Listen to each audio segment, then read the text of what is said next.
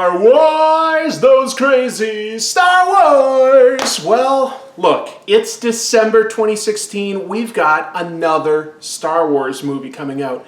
You know, for a kid that grew up in the early 80s with the original Star Wars movies, it's just incredible how many Star Wars movies, TV shows, toys there are these days. As a kid, we didn't have any of that. We basically had two ways to get more Star Wars. There were the action figures, which for their time were pretty decent, or we had the Marvel comic series, which was, we'll say kindly, hit and miss.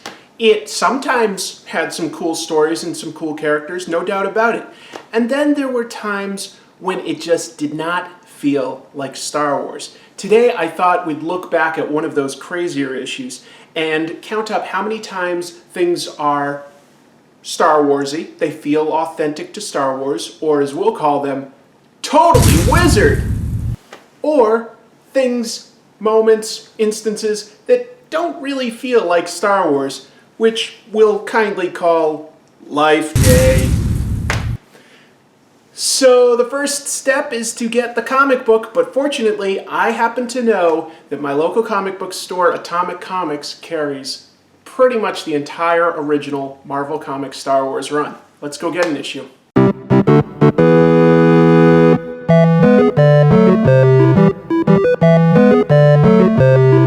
All right, Star Wars 48. It was some sort of fill-in issue written by Larry Hama, who I've covered before. I loved his G.I. Joe series. I really liked his Wolverine run. He's a good writer.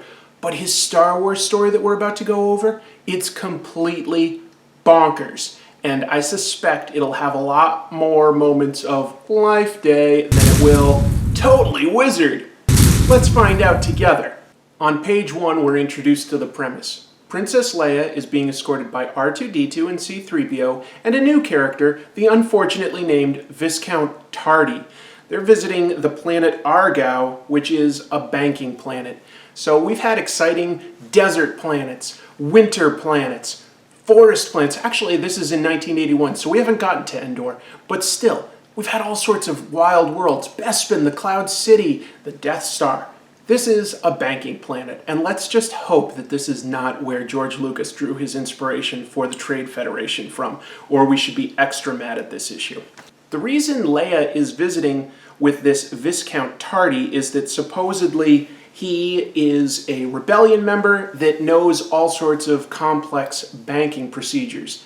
Let's look at the positive. The artwork by Carmine Infantino, it's very good. He's a great artist, no question about it.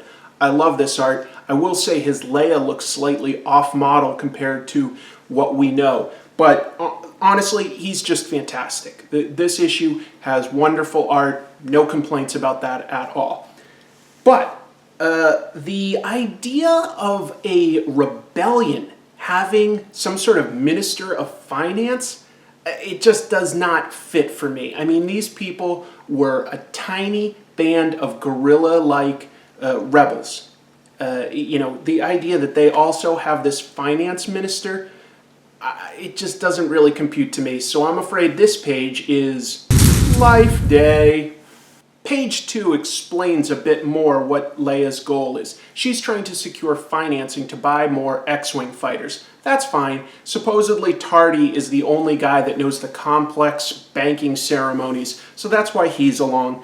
And an escort explains to them how their planet works. Here's what's weird. He says that because this planet, this banking planet, is very rich, they have very strict rules about like leaving. You're submitted to a high resolution, intense screening so that you're not smuggling off anything of value.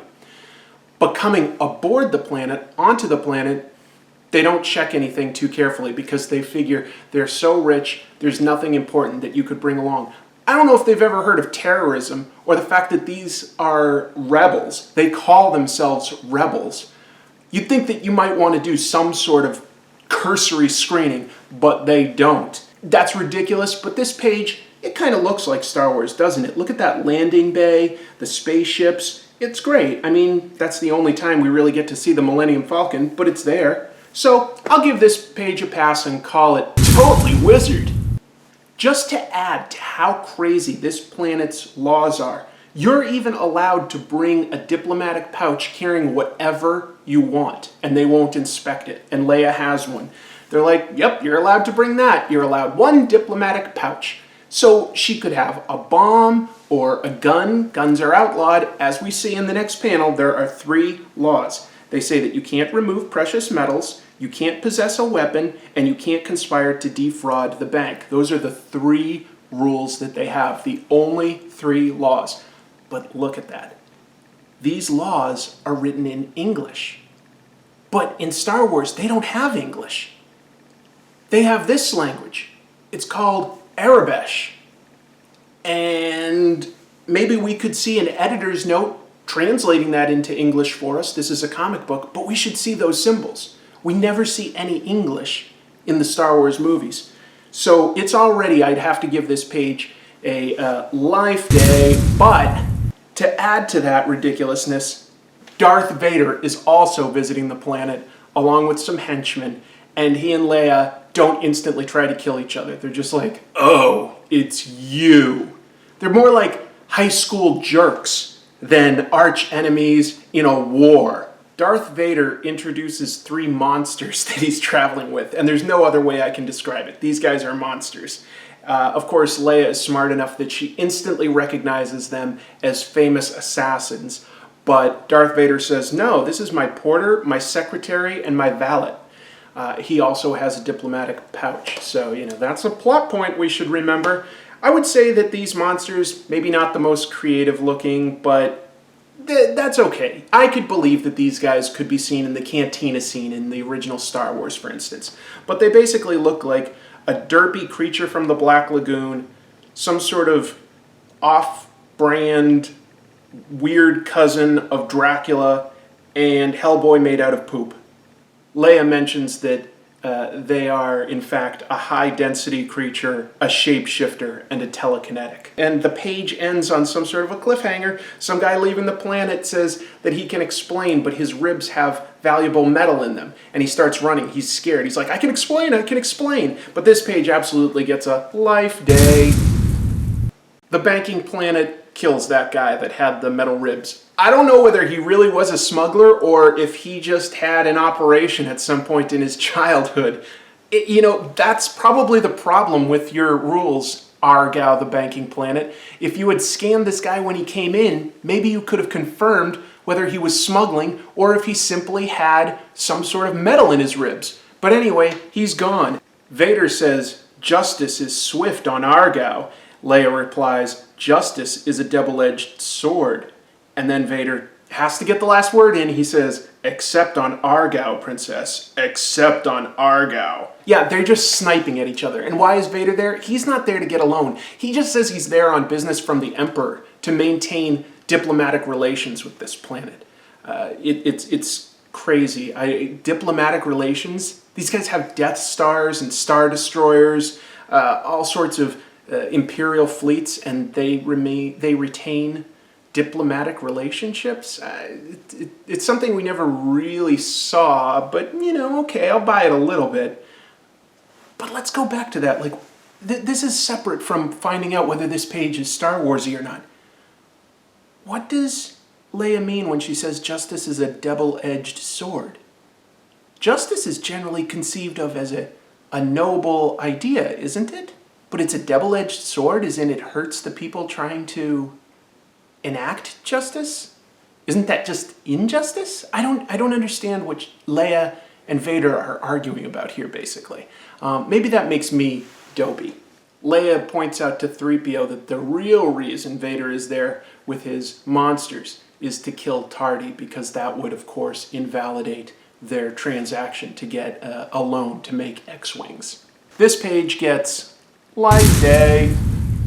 The next morning, Leia and her posse are zipping along on a land speeder through the capital city, and they see Vader and his henchmen on a bridge up ahead. I will say, though, that these speeders and this planet look a lot like how Coruscant ended up looking. And you got to consider, this was made somewhere around like 81. We didn't see that planet until, 99? So that's like 18 years prior to the movies. I think that they definitely nailed the look of Star Wars in this. So this page gets a pass. This is totally wizard. The Swamp Thing monster jumps on top of the speeder, attacking them. That's all that happens on this page, so we can give that one a pass. That's totally wizard.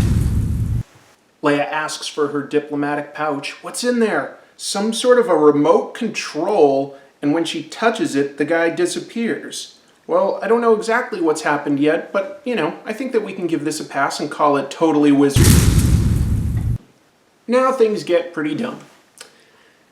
So Vader's assassin has failed, but he called the cops on her. Basically, he's tattling on Leia, saying that she used a blaster, and that his guy fell and she used a blaster, that's illegal. And they're like, did you? And she explains, she's got the most ridiculous device I've ever heard of. She explains that she merely increased his relative density with some device that you can buy anywhere. So if you can buy it anywhere, why did she even smuggle it in that diplomatic pouch? Basically what it did was it made that guy super heavy, and it made him fall through the ground, as we see in this panel.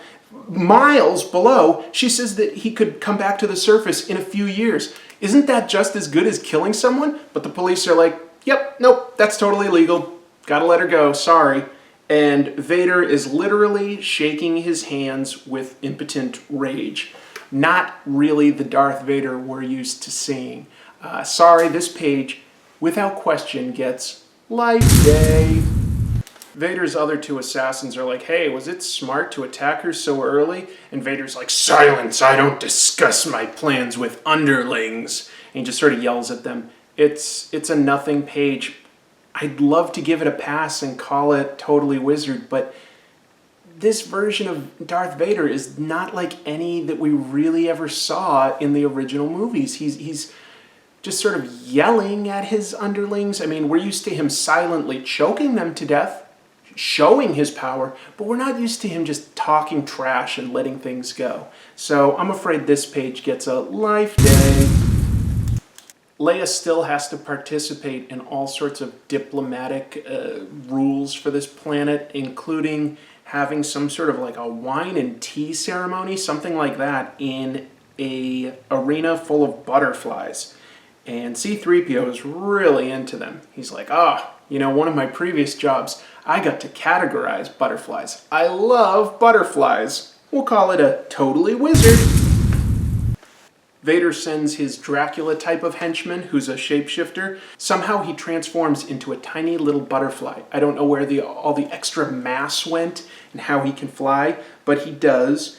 And Leia just happens to pick that moment to talk to 3PO, going like, hey, what do you think of these butterflies? He's like, it's amazing, but there's one that looks out of place. That one. Out of all these thousands of butterflies, that's very, very impressive. This is the most impressive thing 3PO has probably ever accomplished. We'll just give this page a pass. I mean, it's ridiculous as hell, but we'll give it a totally wizard grudgingly.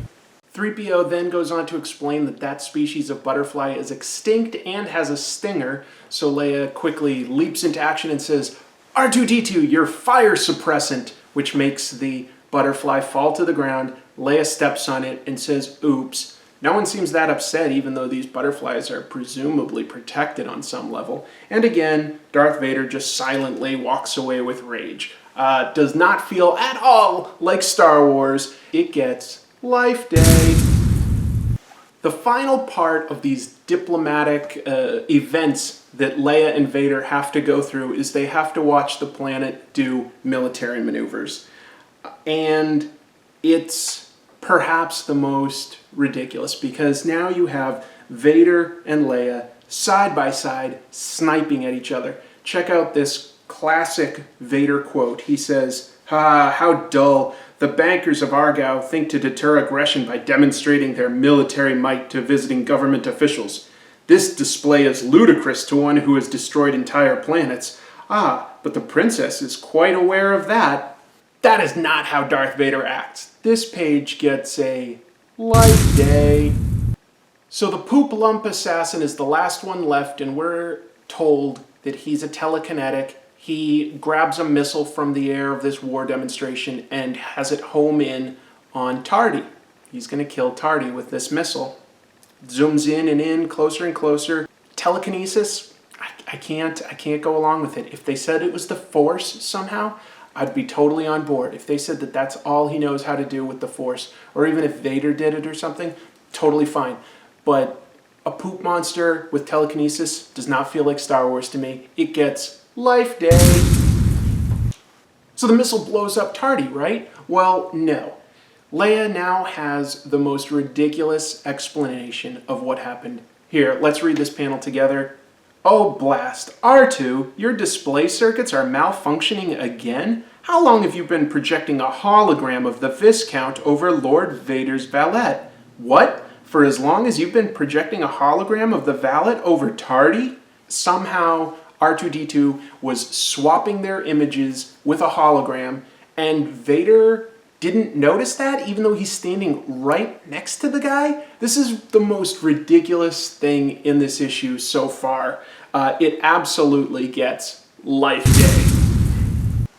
Later that night, 3PO gets a message that Darth Vader has asked to meet Leia in person in this abandoned area. I don't know why Leia would put herself in this danger, but she agrees to go and sends 3PO on some sort of secret mission elsewhere. So she goes there with Tardy and R2-D2, and Darth Vader threatens them. He says that the time for subtlety is past, and he's going to kill them. Sure, I guess I'll grudgingly give this a wizard. Darth Vader just flat out kills Tardy with a lightsaber in 2 seconds. Then Leia pulls out a gun. Both of these weapons are illegal, but I love Vader's reaction. He's like, I knew it! An illegal weapon! You little hypocrite!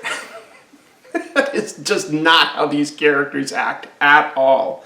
So this page gets Life Day. To be fair, Leia shoots at Vader and he just blocks it with his hand. It's like it's nothing. And Vader says, it makes no difference, Princess. Now that Viscount Tardy is dead, there will be no loan. And Leia says, of course he's dead. He died a month ago. That's just a droid. Wait, what? What is going on here? This page gets a Life Day. Leia reveals that this was her plan all along. She had R2-D2 record Vader killing someone, and she's transmit the broadcast of this to 3PO, who apparently is recording it on literal tape, some sort of like VHS tape. Vader's like, but so what? Like, it's meaningless. If Tardy's dead, the bank loan can't go through. Again, this page is utterly insane. It's total Life Day. Leia explains that actually the loan already has gone through. They did it the second they landed, before all the ceremony. And they used her crown jewels as collateral. The reason they had to use Viscount Tardy was he was the only one the banking committee would accept as some sort of like guide to make the bank loan go through. It's really hard to comprehend that part, but fine. They needed Tardy to make the bank loan go through, but he was dead, so they replaced him with a droid. But they couldn't get the droid off the planet, so they counted on Darth Vader killing him so that they wouldn't have to deal with going through the scanners. That was their plan all along. For a series of movies that's more about strategic military battles, this sort of spy versus spy just does not fit at all. Does it explain anything to us about either Leia or Vader that we didn't really know before? I would argue no, it doesn't. It's kind of completely meaningless, and it's a really weird plan on top of all of that. You'd think that they'd just let Leia negotiate the banking arrangements, but no, it had to be this guy Tardy. Again, unfortunate name. So yeah, this page gets a Life Day. Leia is so happy her plan went through. She's spinning her blaster on her finger, tossing it aside, and saying, like, you know, I'm not going to take that blaster with me off the planet, so I'm in the clear, and if you try to tell on us, I'll show the footage of you murdering Tardy with your weapon. It seems like they've got each other in somewhat of a stalemate until Darth Vader reveals that he knew this was going on all along.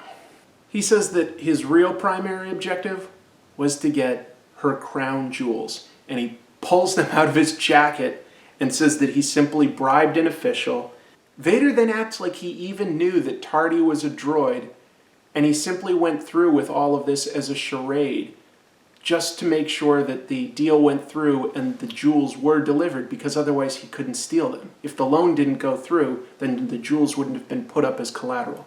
Vader's entire plan was to steal a few jewels. Again, this is the Empire, which basically controls the whole galaxy. Presumably they have tons of planets that they could get jewels from with basically a snap of their fingers. Also keep in mind that Leia's planet is gone. Darth Vader blew it up. So there's very little meaning to the crown jewels beyond their monetary value. There's no people to honor and respect it, really. Not in a time of war. So yeah, that was the entire issue. This page, of course, gets a life day. I'd argue that this comic book had 15 pages of stuff that did not feel like Star Wars. 7 pages will go, yeah, that's Star Wars-y enough. It's Star Wars in name only. You know what else is Star Wars in name only? A Star Wars dancing game.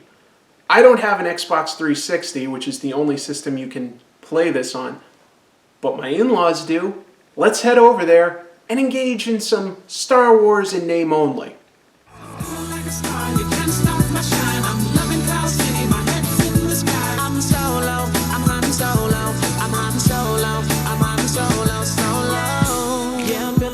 Tonight, finally feeling free and it feels so right. Oh, time to do the things I like. Gonna see a princess, everything's alright. Oh, no job but an answer to. Ain't a fixture in the palace zoo. No, and since the carbonite's off me, I'm living life now that I'm free. Yeah, told me get myself together. Now I got myself together. Now I made it through the weather. Better days are gonna get better. I'm so happy. The carbonite is gone. I'm moving on. I'm so happy that it's over now. The pain is gone. Alright, so this is Star Wars at some of its most ridiculous, but you know what? I don't care. And in 1981, I loved it because it was the only Star Wars I could get. We were many years away from getting the Admiral Thrawn books, which ushered in sort of a new era of Star Wars comics and toys that felt cool and authentically Star Wars. I love Star Wars. Maybe I don't love the prequels too much these days. I certainly did when they first came out, but we've had some time to digest, and that said, who cares? I'm so excited for Rogue One, and I loved Episode 7. I love Star Wars. I mean, look at this outfit, right? This is me as Luke. I love Star Wars. I can't get enough. I hope you enjoyed this look at what Star Wars used to be in the early 80s. And if you did, maybe we'll revisit this era again sometime in the future. Until then, keep reading comics.